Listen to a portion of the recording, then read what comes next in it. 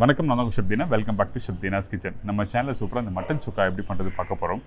பர்டிகுலராக ஒரு சின்ன குறிப்பு சொல்கிறேன். இந்த மட்டன் சுக்காவோ இந்த மட்டன் பெப்பர் மசாலும் டிஃப்ரென்ஸ். இந்த பெப்பர் மசாலா வந்து பண்ணும்போது வீட்டில் ஆக்சுவலாக பெப்பர் பவுடர் அதிகமாக போட்டு ஃபைனலாக வந்து நல்லா மிக்ஸ் பண்ணுவாங்க, வெறும் பெப்பர் பவுடர். அதே மட்டன் சுக்கா பண்ணும்போது வந்து கொஞ்சம் லைட்டாக முழு தனியா, காஞ்ச மிளகாய், மிளகு, சோம்பு இதெல்லாம் போட்டு லைட்டாக வறுத்துட்டு கொஞ்சம் ட்ரையாக போட்டு மிக்ஸ் பண்ணணும். ரொம்ப அதிகமாக போடக்கூடாது. அது மட்டும் இல்லாமல் இந்த சின்ன வெங்காயம், அதாவது நல்லா வதக்கிற டைமில் சின்ன வெங்காயம் போட்டிருப்பேன். சின்ன வெங்காயம் போட்ட பிறகு அது குக் பண்ணி, அதாவது மட்டன் டுகெதர் குக் பண்ணி வர டைமில் ஸ்மாஷாக இருக்கும். ஸோ அப்போ அந்த டைமில் லைட்டாக அந்த இனிப்பு தன்மை கொஞ்சம் லைட்டாக காரம் அதிகமாக இருக்கும். ஸோ இதுதான் கரெக்டான மட்டன் சுக்காரோட ப்ரிப்ரேஷன். எப்படி பண்ணுறது பார்ப்போம். அதுக்கு முன்னாடி இந்த டிஷ்ஷுக்கு தேவையான பொருட்கள் பார்த்தலாமா.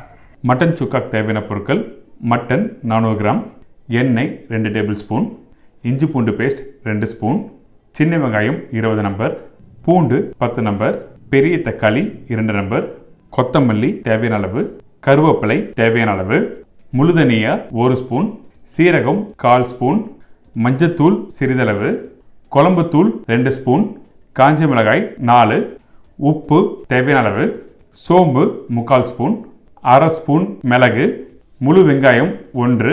இதாங்க இந்த ப்ரிப்பரேஷன் தேவையான பொருட்கள். இப்போ இந்த மட்டன் சுக்காவுக்கு வந்து நம்ம என்ன பண்ணுறோன்னா ஃபஸ்ட்டு மசாலா ரெடி பண்ண போகிறோம். அதாவது நம்மக்கிட்ட இருக்க இந்த சோம்பு, மிளகு, சீரகம், முழுதனியா, கருவேப்பிலை இதெல்லாம் போட்டு நம்ம லைட்டாக வறுத்துட்டு அதுக்கப்புறம் பவுடர் பண்ணுறோம். இப்போ பேனில் வந்து நான் வந்து முழு சோம்பு ஆட் பண்ணியிருக்கேன், மிளகு, சீரகம், முழுதனியா, காஞ்ச மிளகாய், கருவேப்பிலை இதெல்லாம் போட்டு ஸ்லோ ஃப்ளேமில் வறுத்துருங்க.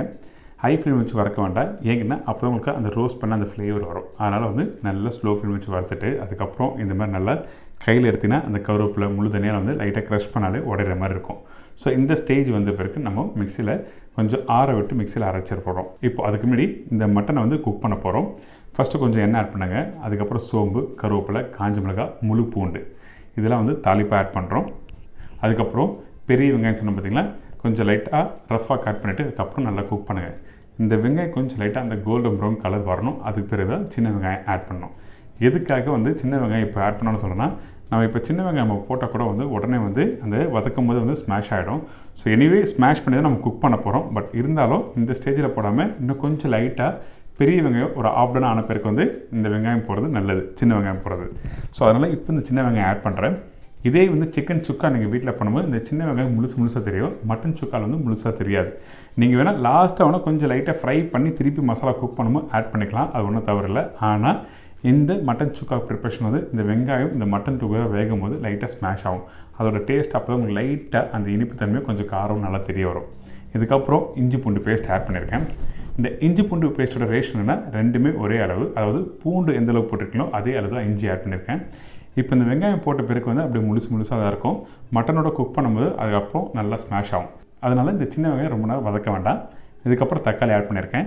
தக்காளி நல்லா ஒரு பழமான தக்காளி, நான் 2 தக்காளி இதில் கட் பண்ணி போட்டிருக்கோம். அதுக்கப்புறம் மஞ்சத்தூள், இதுக்கப்புறம் குழம்புத்தூள்.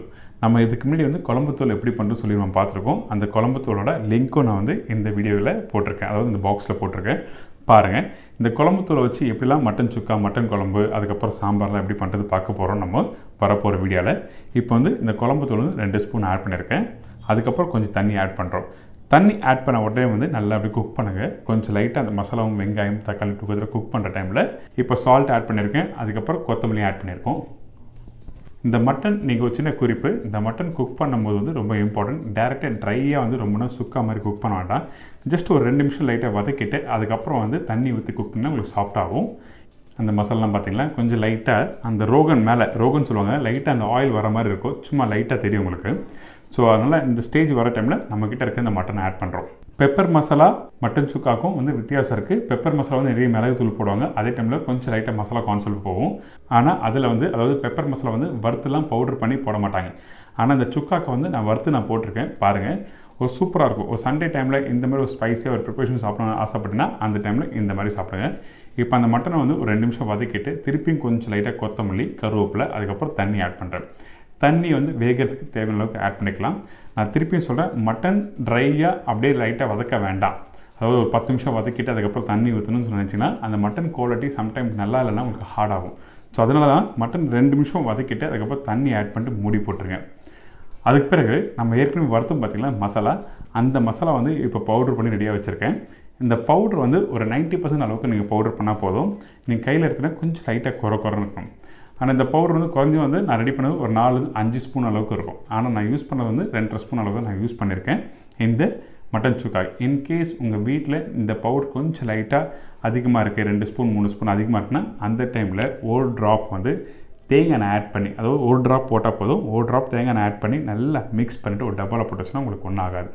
இப்போது இந்த மட்டன் நல்லா வெந்து வந்திருக்கு. இங்கே பாருங்கள், அந்த தண்ணியில் ஆட் பண்ணி நல்லா குக் பண்ணால் உங்களுக்கு வந்து இந்த மாதிரி செமி ட்ரை ஆகிடும். இதே நீங்கள் வந்து குக்கரில் குக் பண்ணலாம், ஆனால் தண்ணி அப்படி தான் இருக்கும். என்னோடய ஸ்மால் அட்வைஸ் வந்து இந்த மட்டன் ப்ரிப்பரேஷன் பண்ணும்போது இந்த சுக்காக்கு பர்டிகுலராக இந்த மாதிரி தண்ணி நல்லா தாராளமாக ஆட் பண்ணுங்கள், ஆட் பண்ணி குக் பண்ணுங்கள். தண்ணி வந்து நல்லா பெரிய கிளாஸில் 2 கிளாஸ் அளவுக்கு தண்ணி ஆட் பண்ணியிருக்கேன். இப்போ வந்து கொஞ்சம் லைட்டாக ட்ரை ஆகிற ஸ்டேஜில் நம்ம ரெடி பண்ணி வச்சுருக்க ஹோம்மேட் மசாலா பவுடர் வந்து இதில் ஆட் பண்ணியிருக்கேன் 1 ஸ்பூனுக்கு. திருப்பி கொஞ்சம் குக் பண்ணுறோம். குக் பண்ண, அதாவது அந்த மசாலா பவுடர் போட்டு ஒரு 5 நிமிஷத்துலேயே இந்த மாதிரி ட்ரை ஆக ஆரம்பிச்சிடும், ஒரு 5 to 6 மினிட்ஸில். அதுக்கப்புறம் லைட்டாக இன்னும் கொஞ்சம் லைட்டாக மசாலாவாக இருக்கும்.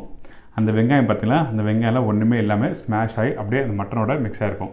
ஸோ அதனால தான் நீங்கள் சாப்பிடும்போது சொல்கிறேன், நீங்கள் ஃபஸ்ட்டு காரமாக இருக்கும், அதுக்கப்புறம் செகண்ட் டேஸ்ட் வந்து கொஞ்சம் லைட்டாக அந்த இனிப்பு தன்மை தெரியும். இனிப்புனா ஸ்வீட்டாக இருக்கிறது இல்லை, அந்த வெங்காயம் வந்து நீங்கள் சாப்பிட்டா அந்த டேஸ்ட் தெரியும்ல, அந்த டேஸ்ட்டும் தெரிய வரும். இப்போ கொஞ்சம் 90% ப்ரிப்பரேஷன் ரெடி ஆகிடுச்சு. இந்த டைமில் கொஞ்சம் கொத்தமல்லி, கருவேப்பிலை, ஃபைனல் ஸ்டேஜில் நம்ம ரெடி பண்ணி வச்சுருக்க இந்த பவுடர் ஆட் பண்ணியிருக்கேன். இந்த பவுடர் ரொம்ப ரொம்ப இம்பார்ட்டன்ட். அந்த பவுடர் போட்டால் தான் உங்களுக்கு நல்லா அந்த ஸ்பைஸ்லாம் எடுத்து கொடுக்கும். ஸோ அதனால் ஃபஸ்ட்டு கொஞ்சம் போட்டிருப்பேன். ஃபைனலாக அடுப்புலேருந்து இறக்கிறதுக்கு முன்னாடி வந்து இந்த பவுடரை போட்டு ஒரு ட்ராப் நெய் ஆட் பண்ணி நல்லா மிக்ஸ் பண்ணி எடுத்து சர்வ் பண்ணால் சூப்பராக இருக்கும். நெய் எதுக்காக ஆட் பண்ணால் அந்த மட்டன் சுக்கா அந்த காரத்துக்கு ஒரு ட்ராப் நெய் போட்டிங்கன்னா உங்களுக்கு வந்து அந்த ஃப்ளேவர் வந்து வெளியே எடுத்து கொடுக்கும். அதனால தான் நம்ம மட்டனில் வந்து நெய் ஆட் பண்ணுறோம். நெய் அதிகமாக ஆட் பண்ணால் ஜஸ்ட் லைட்டாக போட்டால் மட்டும் போதும். இன்றைக்கி ஒரு சூப்பரான ஸ்டைலில் இந்த மட்டன் சுக்கா எப்படி பண்ணி சொல்லி கொடுத்துருக்கேன். அதே டைமில் அடுப்புலேருந்து இறக்கிறதுக்கு முன்னாடி அந்த மசாலா ஜஸ்ட் லைட்டாக செமி ட்ரையாக இருந்தால் நல்லாயிருக்கும். நீங்கள் வந்து ரொம்ப ட்ரை சுக்கா ஸ்டைலில் பண்ணிட்டீங்கன்னா, ரொம்ப பண்ணிங்கன்னா நீங்கள் எடுத்து சாப்பிட்ற டைமில் வந்து உங்களுக்கு வந்து ரொம்ப ட்ரை ஆகிடும். அதனால் கொஞ்சம் லைட்டாக மசாலாவோட எடுத்து சர்வ் பண்ணுங்கள். ஒரு சூப்பரான மட்டன் சுக்கா ரெடி. என்னங்க, இப்போ இந்த மட்டன் சுக்கா எப்படி பண்ணுறது எல்லாருக்கும் ஈஸியாக தெரிஞ்சிருக்கும். அது மட்டும் இல்லாமல் பெப்பர் மசாலாவுக்கும் மட்டன் சுக்காவுக்கும் வித்தியாசம் தெரிஞ்சிருக்கும். கண்டிப்பாக வீட்டில் ட்ரை பண்ணி பாருங்கள். மறக்காமல் ஃபீட்பேக் கொடுங்க. இதே மாதிரி நாளைக்கு இன்னொரு சூப்பரான டிஷ்ஷை சந்திக்கிறேன். நன்றி.